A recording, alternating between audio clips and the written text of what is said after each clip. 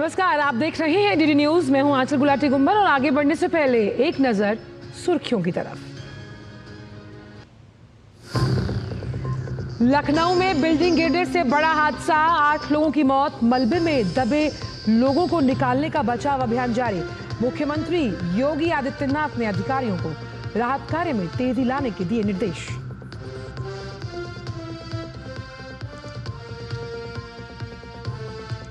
अंतर्राष्ट्रीय साक्षरता दिवस आज। राजधानी दिल्ली के विज्ञान भवन में विशेष आयोजन। उपराष्ट्रपति जगदीप धनखड़ हुए शामिल।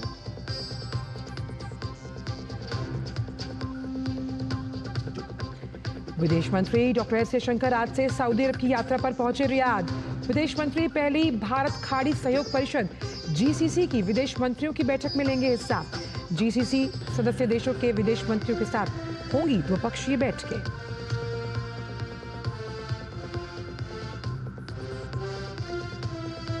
बारिश का दौर रहेगा अभी जारी। मौसम विभाग ने उत्तर समेत मध्य महाराष्ट्र, मध्य प्रदेश, पश्चिम बंगाल और ओडिशा समेत कई राज्यों के लिए किया जारी अलर्ट।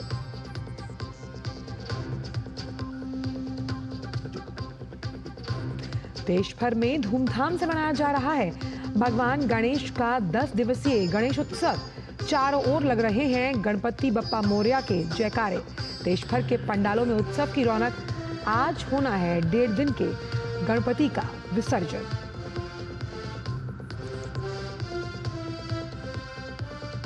और खेल की खबरों में पेरिस पैरालंपिक में भारत का शानदार प्रदर्शन जारी।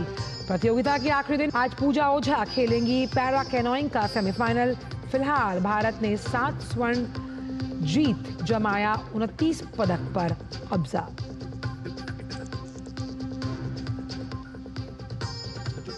सबसे पहले बात करते हैं उत्तर प्रदेश की राजधानी लखनऊ की, जहां जो हादसे की खबर सामने आई है उसमें लखनऊ के ट्रांसपोर्ट नगर की अगर बात करें तो कल इमारत गिरने के हादसे में 8 लोगों की मौत हुई।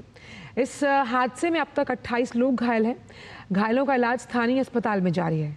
मौके पर मौजूद अग्निशमन बल, एसडीआरएफ और एनडीआरएफ की टीमें राहत और बचाव कार्य में जुटी हुई हैं। जिलाधिकारी सूर्यपाल गंगवार ने आश्वासन दिया कि जब तक किसी भी व्यक्ति के होने की संभावना होगी तब तक रेस्क्यू ऑपरेशन जारी रहेगा।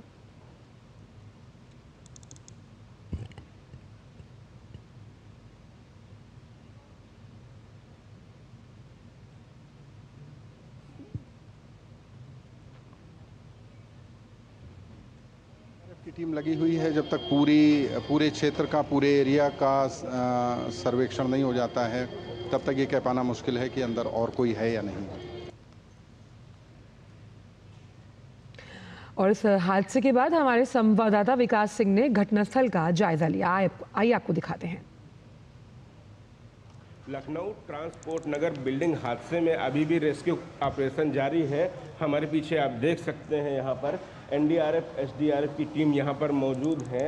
इस हादसे में टोटल 36 लोगों को निकाला गया, जिनमें 28 लोगों का इलाज अस्पतालों में चल रहा है और 8 लोगों की दुखद मौत हो गई है। ऑपरेशन लगभग 15 घंटे से ज़्यादा हो गए हैं, ये जारी है अभी भी। जिला प्रशासन का ये कहना है कि जब तक अंदर किसी के भी फंसे होने की संभावना रहेगी तब तक ये रेस्क्यू ऑपरेशन जारी रहेगा। और जब ये पूरी तरीके से स्पष्ट हो जाएगा कि अंदर कोई नहीं है, उसके बाद ये पूरा मलबा तेज़ी से एक साथ हटा दिया जाएगा। कैमरामैन विवेक कश्यप के साथ विकास सिंह, डीडी न्यूज़, लखनऊ।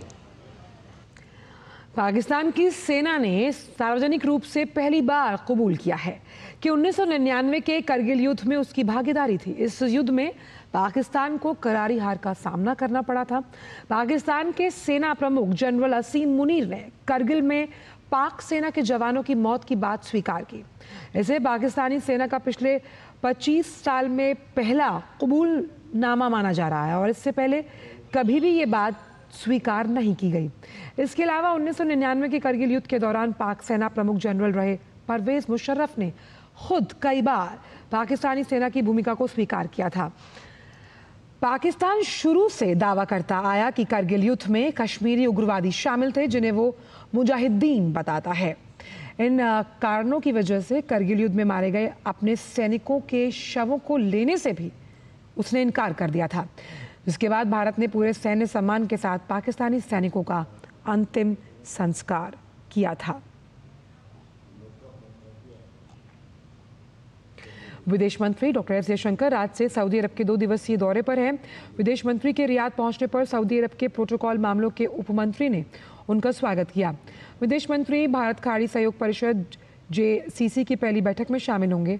इस यात्रा के दौरान खाड़ी देशों के साथ भारत के मजबूत होते संबंधों पर चर्चा संभावित है और अपने इस यात्रा के दौरान डॉक्टर एस जयशंकर GCC सदस्य देशों में अपने समकक्ष अन्य विदेश मंत्रियों से द्विपक्षीय वार्ता करेंगे।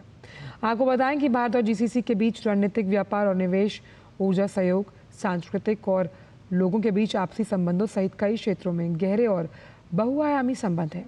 साथ ही GCC क्षेत्र भारत के लिए एक प्रमुख व्यापारिक साझेदार के रूप में उभरा है और यहाँ लगभग 8.9 मिलियन की संख्या में भारतीय प्रवासी समुदाय रहता है। भारत ने अफ्रीकी देशों जिम्बाब्वे, जाम्बिया और मलावी को मानवीय सहायता भेजी है।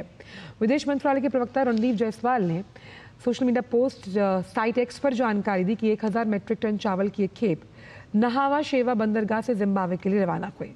इसमें जिम्बाब्वे के लोगों के लिए खाद्य सुरक्षा ज़रूरतों को पूरा करने में मदद मिलेगी, तो वहीं जाम्बिया के लोगों के लिए भी भारत ने मानवीय सहायता भेजी। 1300 MT खाद्यान्न की एक खेप जाम्बिया के लिए रवाना हो गई।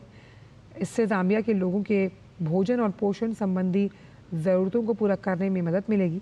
इसके अलावा मलावी को भी भारत ने मानवीय सहायता भेजी। एल नीनो घटना के कारण पड़े गंभीर सूखे से निपटने के लिए 1000 मीट्रिक टन चावल की एक खेप मलावी रवाना की गई।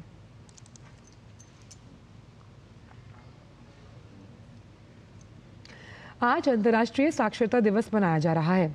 दुनिया भर में शिक्षा को बढ़ावा देने के लिए 8 सितंबर 1968 के इस खास दिन को मनाया जाता है।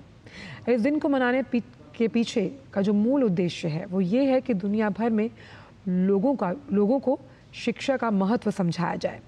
दरअसल साक्षरता सभी के लिए एक मौलिक मानव अधिकार है। साक्षरता लोगों के लिए व्यापक ज्ञान। हर व्यक्ति के हाथ में मोबाइल है और मोबाइल सिर्फ मोबाइल नहीं है, उसका उपयोग होता है, डायरेक्ट ट्रांसफर्स होते हैं, उसका उपयोग वो सर्विस डिलीवरी में लेता है। उसने वो लंबी लाइनें खत्म कर दी जो रेलवे के अंदर टिकट की लगती थी, प्लेटफॉर्म के लिए लगती थी, पासपोर्ट एप्लीकेशन के लिए लगती थी, बिजली के बिल के लिए लगती थी, पानी के बिल के लिए लगती थी। सब कुछ वो करने लग गया। हमने इतना बड़ा कर दिया। सरकार ने क्या किया है? Road connectivity. पड़ता था न बिजली थी, टेलीफोन की तो बात ही नहीं थी, न रोड थी और स्कूल भी नहीं था, 5वीं तक का था। जब इतना क्रांतिकारी बदलाव आ गया तो फिर लेट अस रिजॉल्व टुडे कि लिटरेसी के मामले में भी कम से कम समय में ये कर दें। मेरी दृढ़ मान्यता है, आई सुप्रीमली बिलीव इन इट, क्योंकि मैंने ये झटका खाया है। 1989 वो जमाना था जब मैं लोकसभा का सदस्य था और हर सांसद को 50 गैस कनेक्शन मिलते थे। आज तो करोड़ों में दिए जा रहे हैं, पर 50 एक सांसद की बहुत बड़ी ताकत थी जन जी। तो मेरे इलाके में गया और मैंने एक वृद्ध माता, दादी की उम्र की थी वो, मैंने कहा दादी तू चूल्हे के मां फूंकनी मत मार, मैं तेने गैस कनेक्शन दूंगा। और मैंने खुद ही अंदाजा लगा लिया कि उनको दस्तखत करने नहीं आते हैं। तो मैंने कहा तू कुछ मत कर, एक कागज पर अंगूठो लगा दे। बोली बेटा अंगूठो क्यों लगाऊं? अंगूठो दिखाऊंगी, मैं दस्तखत करूंगी। समझ देखिए उसकी, ये खुद का अनुभव है। मेरे कहने का अर्थ है, when we make someone literate, we liberate him or her. we help that person discover himself or herself. We make him or her feel dignity. We cut down dependence. We generate independence and interdependence. जब ये इतना महत्वपूर्ण काम है, तो जब एक बहुत बड़ा संकेत दिया है, मां के नाम एक पेड़, मैंने इसकी अनुपालना की है। अब तक करीब 50 से ज्यादा पेड़ लगा चुका हूं, और अक्सर मेरी धर्मपत्नी को मैं कहता हूं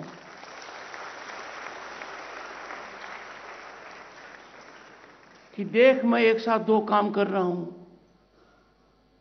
मेरी मां के नाम और तेरी सास के नाम पेड़ लगा रहा हूं।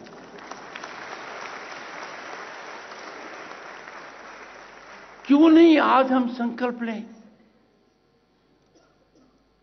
कि हम ऐसा प्रयास करेंगे।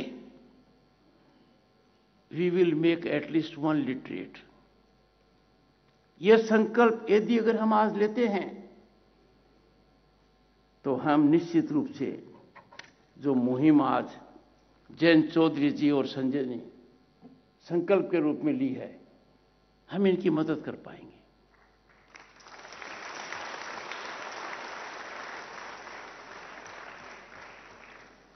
आज ऋषि पंचमी है। ऋषि पंचमी का बहुत बड़ा महत्व है भारतीय संस्कृति में। ऋषि परंपरा का मतलब है कोई भी शासन में हो, कोई भी शासन व्यवस्था हो, सही रास्ता दिखाने का काम ऋषि करते हैं। हमारी हजारों साल की विरासत का ये आधार है। आज के पावन दिन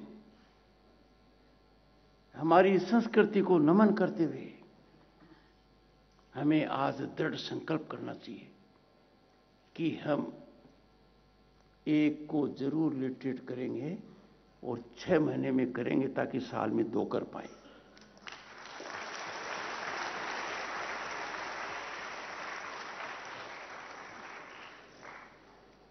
थीम तो बहुत ही बढ़िया है, मल्टीलिंगुअलिज्म। दुनिया में भारत के मुकाबले कोई देश नहीं है। We are a unique nation when it comes to richness of language. We have several languages. As Chairman Rajya Sabha, I afford opportunity to members to speak in 22 languages, and they avail this opportunity.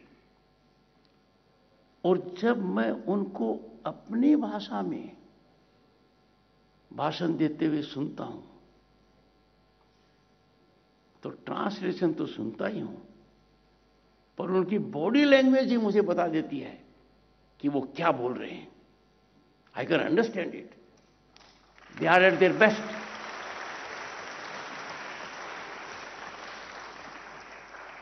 और इसीलिए इस देश में 3 दशक के बाद एक बहुत बड़ा क्रांतिकारी कदम आया, and we had a national education policy,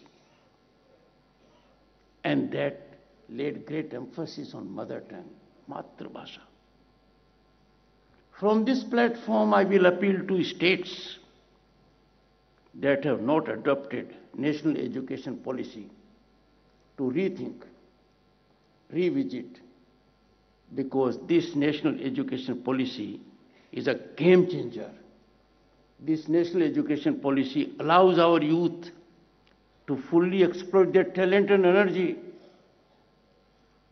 and it gives importance to all languages.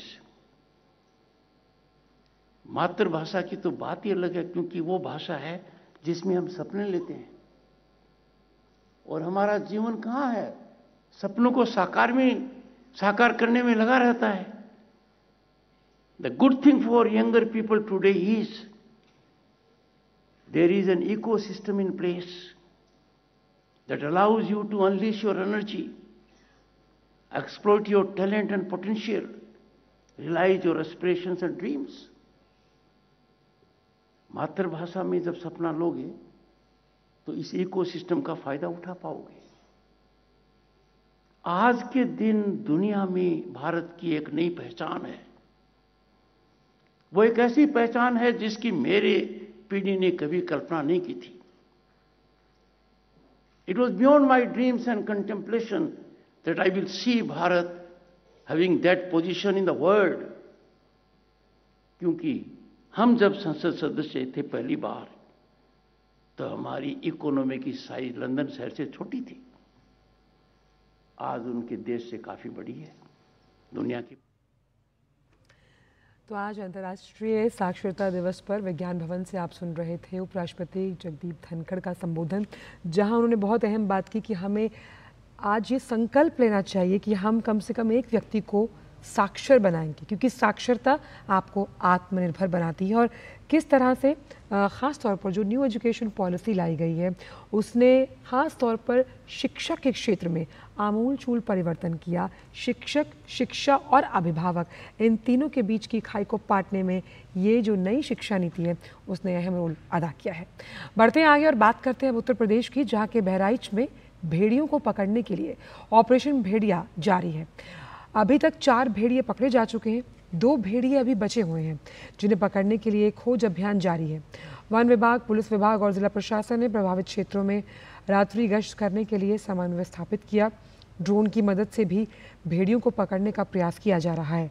इस इलाके में लोगों से बात की है हमारे संवाददाता रामेंद्र सिंह ने।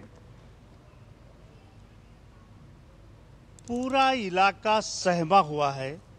लोग अपने खेत भी देखने नहीं आ रहे हैं क्योंकि भेड़िए के आक्रमण का डर है।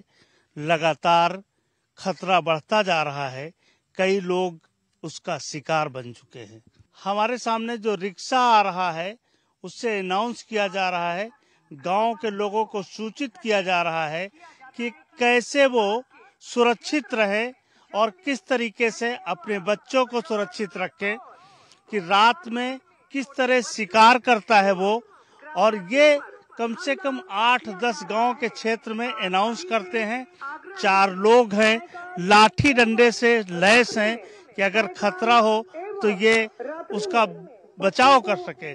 कहाँ कहाँ जाते हैं आप, किस तरीके से लोगों का बचाव कर रहे हैं? सम्मनपुरवा, नवापुरवा, टिपरा, कुमारनपुरवा, महसी, यही लोग मतलब अपने मजरे में हम जाते हैं और लोगों को जागृत करते हैं कि मतलब जागते सोना, अंदर पढ़ना, दरवाजा खिड़की बंद करके पढ़ना और खुद जागो दूसरों को जगाओ। इसलिए सभी लोग साथ में कि भेड़िया हमला न कर सके, क्योंकि जो है भेड़िए से खतरा है। हम लोग प्रचार प्रसार करते हैं कि सब लोग बाहर न लेटें, अंदर लेटें, बच्चों को अपने पास लेटा लें और बंद दरवाजे के अंदर रहें और जो है किसी प्रकार की कोई कठिनाई न हो। अगर भेड़िया लोगों का शिकार कर रहा है तो बहुत सारे लोग ऐसे भी हैं जो लोगों को जागरूक कर रहे हैं, सचेत कर रहे हैं कि कैसे वो सुरक्षित रह सकते हैं। रात का अंधकार है, ये खेत है, गांव से दूर का रास्ता है जो आप देख रहे हैं। एक तरफ पानी भरा हुआ है और एक तरफ हरे भरे खेत हैं। यहाँ से जाते हुए कि दूर दूर तक आवाज जाती है इनके जो रिक्शे पर लाउड स्पीकर लगा हुआ है कि लोग सचेत रहें, अपने बच्चों को सुरक्षित रखें, खुद सुरक्षित रखें। ये उनके लिए बहुत आवश्यक है। कैमरामैन रामजी वाजपेयी के साथ रामेंद्र सिंह, डीडी न्यूज, महसी, बहराइच। भारत को सेमीकंडक्टर के क्षेत्र में आत्मनिर्भर बनाने के लिए भी केंद्र सरकार प्रयासरत है। इलेक्ट्रॉनिक्स मंत्रालय के सचिव एस कृष्णन का कहना है कि भारत में इंडिया सेमीकंडक्टर मिशन के अंतर्गत इस साल 5 यूनिट स्थापित करने का लक्ष्य रख रही है। अगले साल दूसरे भाग में पूर्ण रूप से भारत में निर्मित सेमीकंडक्टर चिप का उत्पादन किया जाएगा। भारत में जो इंडिया सेमीकंडक्टर मिशन है उसके अंतर्गत अभी तक 5 बड़े यूनिट्स एस्टैब्लिश करने का मौका हुआ है और इसमें कंस्ट्रक्शन शुरू हो गई है। माइक्रॉन यूनिट जो गुजरात में लग रही है, उसी तरह टाटा के 2 यूनिट लग रहे हैं, एक सीजी पावर का यूनिट लग रहा है और अभी रिसेंटली हमने क्लियर किया है केन्स टेक्नोलॉजीज़ का प्रपोजल, केंद्रीय मंत्रिमंडल ने उसकी मंजूरी दे दी है। तो तो इस हिसाब से जो पहली बार जो है इंडिया में सेमीकंडक्टर का जो एक्चुअल उत्पादन भारत में बनने की अभी संभावना हुई है। और अगले साल 2025 में दूसरे भाग में ज़रूर इंडिया में सेमीकंडक्टर चिप्स की फुल स्केल मैन्युफैक्चरिंग होगी। अभी तो पायलट मैन्युफैक्चरिंग तो शुरू हो गई है कमर्शियल बेसिस पे। पहले पायलट मैन्युफैक्चरिंग के हिसाब से सेमीकंडक्टर चिप्स भारत से निकलना शुरू हो गया है, लेकिन फुल स्केल मैन्युफैक्चरिंग अगले साल शुरू हो जाएगी। साथ ही उनका कहना है कि भारत ने सेमीकंडक्टर को बढ़ावा देने के लिए विश्व के कई देशों के साथ कोलैबोरेशन किया है। हम दुनिया के काफ़ी सारे देशों के साथ और ख़ासकर लाइक माइंडेड देशों के साथ ऐसे कोलैबोरेशन हम कर रहे हैं।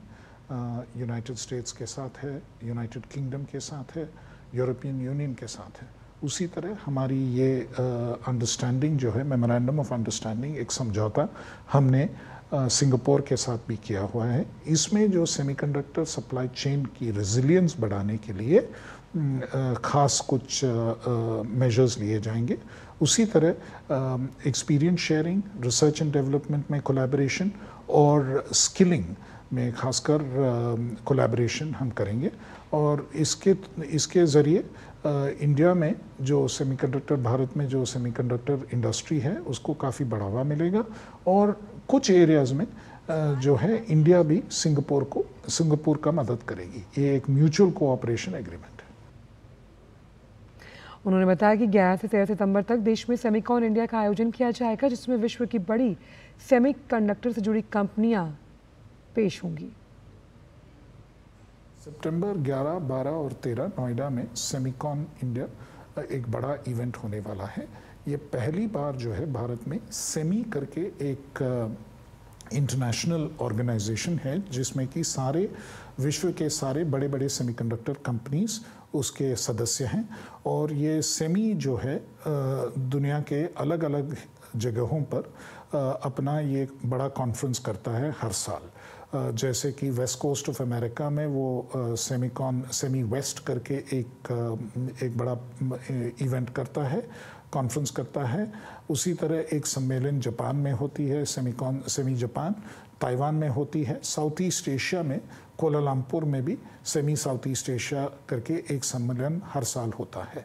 पहली बार जो है भारत में ये सेमीकॉन इंडिया एक ये इवेंट ऑर्गेनाइज होने वाला है। और इसके अंतर्गत जो है बाकी देशों में जब पहली बार ऐसा एक इवेंट हुआ था, उसमें जितने कंपनीज ने भाग लिया उससे 4 गुना ज़्यादा जो है ये भारत में जो सेमीकॉन हो रहा है उसमें पार्टिसिपेशन होने वाला है। यही हमको सेमी के अधिकारियों ने बताया है।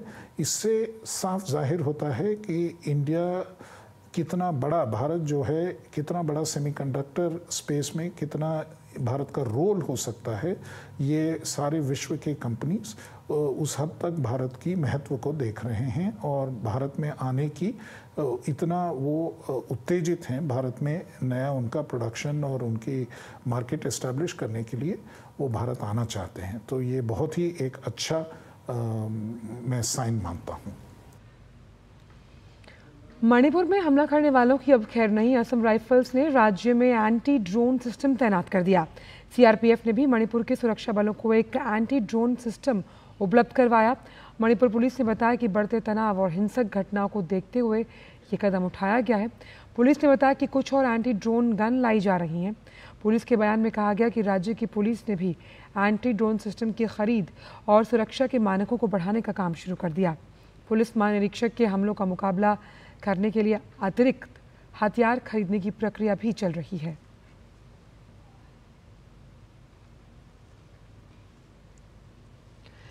पेरिस पैरालंपिक में भारत का शानदार प्रदर्शन देखने को मिल रहा है। वहीं खेलों के आखिरी दिन भी भारत को पदक की उम्मीद है।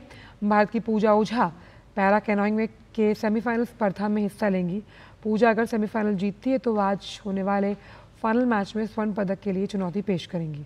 फिलहाल भारत ने पेरिस पैरालंपिक में 7 स्वर्ण पदक सहित कुल 29 पदक अपने नाम किए। फिलहाल समाचारों में इतना ही। दीजिए इजाजत। नमस्कार।